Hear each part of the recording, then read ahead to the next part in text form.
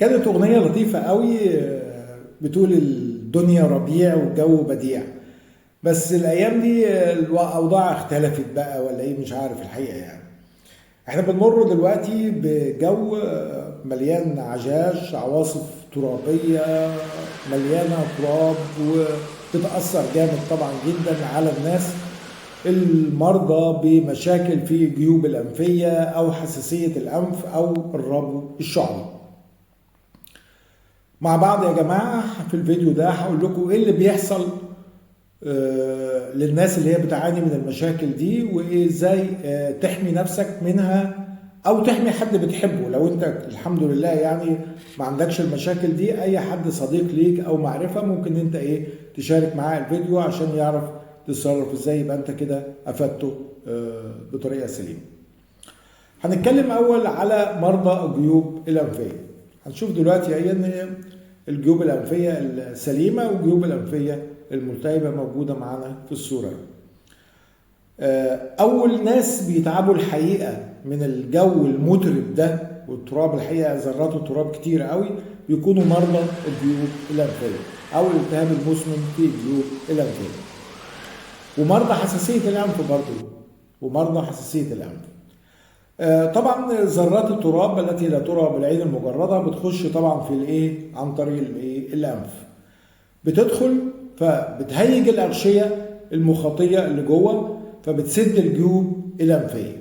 اتسدت الجيوب الانفيه هتبقى على طول الاعراض بتاعه المريض تظهر. يعاني من صداع جامد جدا، يعاني من عطس مستمر، عطس عطس عطس، يعاني من انسداد في الأنف. طب انسداد في الأنف بالتالي هيكون في هيكون في تنفس بتاعه هيكون الحقيقة صعب جدا، بيضطر يفتح بقه عشان يدخل الهواء. لو بقى عندك حساسية موسمية فبتكون الأعراض أكتر وأشد من أعراض مرضى التهاب المزمن بتاع الجيوب الأنفية. طيب تاني مرضى بيتعرضوا او بيتألموا جدا من الاجواء دي اللي هم مرضى الربو الشعبي او حساسية الصدر. مرضى الربو بيكون الوضع بتاعهم اخطر يا جماعة، لان التراب بيشيل معاه، ذرات التراب بتشيل معاه الالرجين، المهيجات اللي هي زي حبوب اللقاح، زي البكتيريا، زي الفطريات، كل ده بيهيج الشعب الهوائية.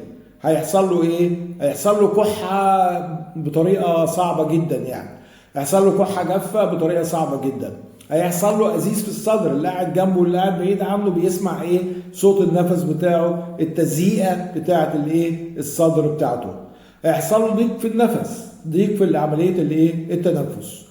كمان تغيرات الجو دي لان الرياح بتكون فيها برودة برضو، الرياح اللي هي محملة بالتراب بيكون فيها برودة، فبتزود الاوضاع سوء.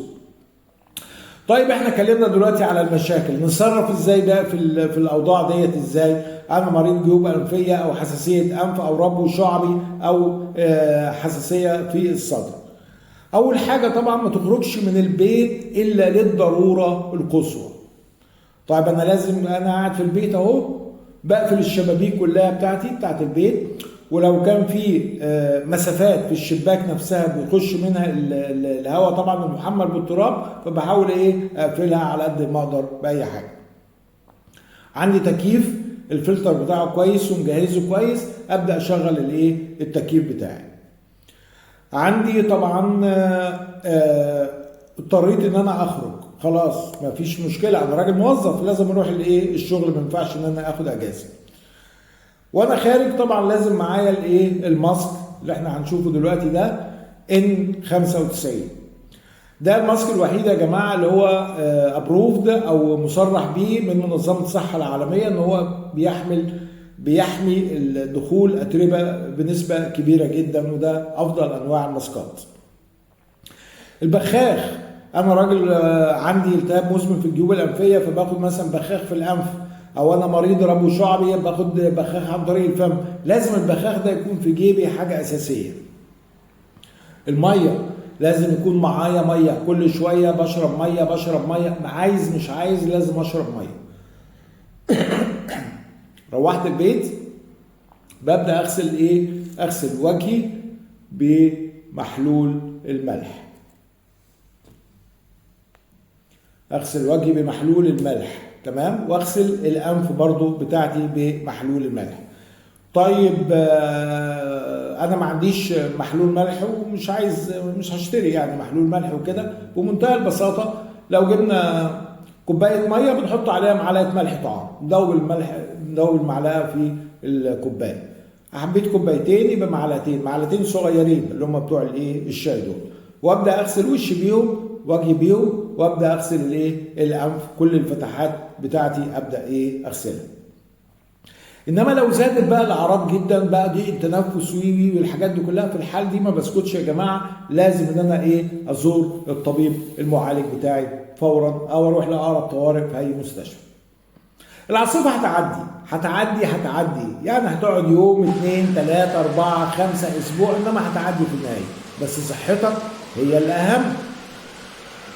عشان كده احنا بنهتمينا بالنصايح اللي احنا بنقولها لك. شارك بقى الفيديو ده مع كل الناس اللي انت تعرفهم ان هم محتاجين للايه؟ للنصيحه. ما تنساش طبعا تشترك في القناه وتفعل زر الجرس.